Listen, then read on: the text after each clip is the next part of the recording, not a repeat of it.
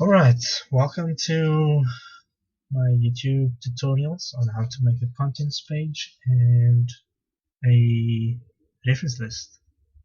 First thing you want to do is pop open a Word document and let's get started. Let me just open that up here. Alright, so first thing you want to do is take a look at this little bar on top of the screen. There's a whole lot of different text formats. We've got normal, heading, and whatever. I'm just going to change normal for a second to standardize it. Alright, so you can type out text and it will appear as the way you formatted it over there. That's important, so we're going to use it now to make our contents page. Right, heading 1 has a format, heading 2 has a different format. I'll keep pressing shift enter and I just want to press enter. Yeah, alright, that's right. Yeah, I did it again. This is wrong. Wait, going back. It's alright. If you press shift enter, the formatting stays the same for the next line. If you just press enter, the formatting reverts back to normal, as you can see over here. Alright, so now we've got heading 1, heading 2, and more headings. What do we want to do now? Let's go and add a reference list or a table of contents, I mean. Right. As you can see, heading 1, and because heading 2 is a subheading of heading 1, it's indented and it's reflected in the contents page as a subheading. Now the way Microsoft Word knows it's a subheading is because you've used the heading 1's text format for the main heading and you've used heading 2's format for the heading that came below it.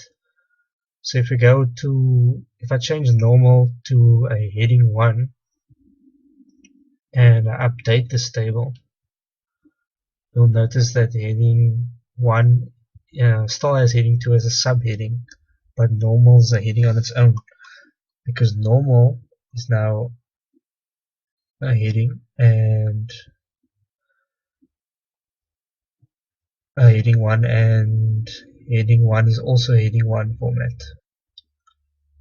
Basically, as long as you remember to use heading 1 as a format, it will be a main heading, and anything below that, heading 2, heading 3, it will just be indented on your tables of contents.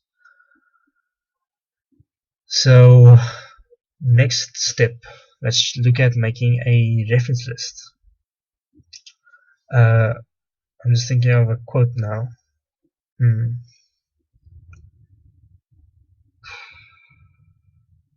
No. We know we learn. I said this. Let's put that into quotation marks.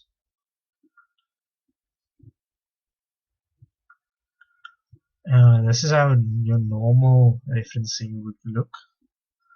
So as you can see, after you type it, there's nothing special about the citation at all. It's basically just a normal text.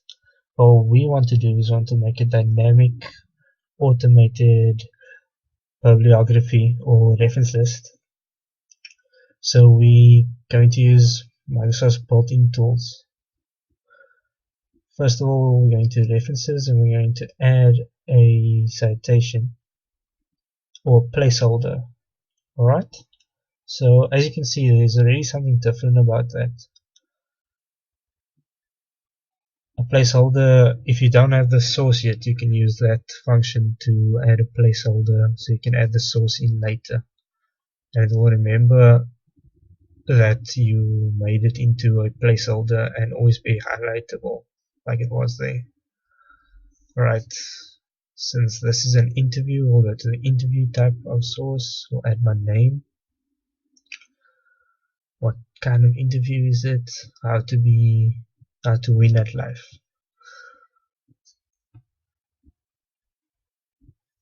And the date. Alright. So now we've completed the citation, or the source, and the citation updated to fit placeholder 1's new source. If you're not following, I'm going to do the other way around now as well. Alright. Then after we're done, we just click bibliography and insert reference list.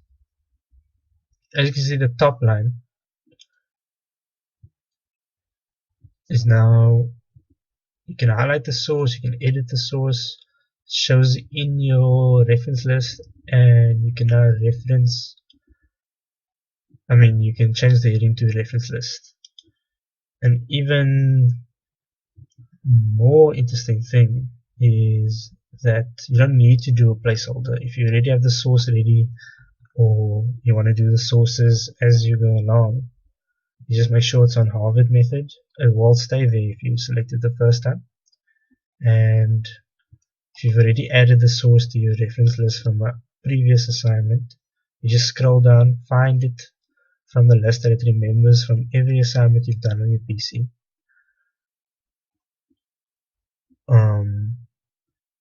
Oh wait, you just have to click it. You don't actually have to write it down. But if you haven't written it down, you can say new, and you can add a source like that.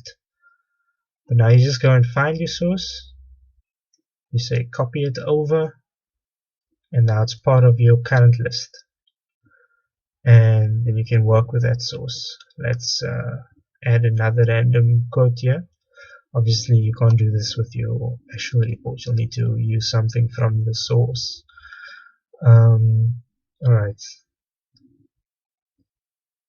As you can see, the citation is now there because it's on your current list. And it looks exactly like Thomas. It's just not in this list yet because we haven't clicked update. If we update it, as you can see, all of our sources are now in our reference list. The only problem here is I last viewed this 9th of September, but that's not accurate. This is now because it's an old source, so my date accessed is different. We can just right click on our source, edit it, and update the date we accessed it, because we obviously looked at it now to find that little quote. So then you just click, you update your source, easy peasy. Alright.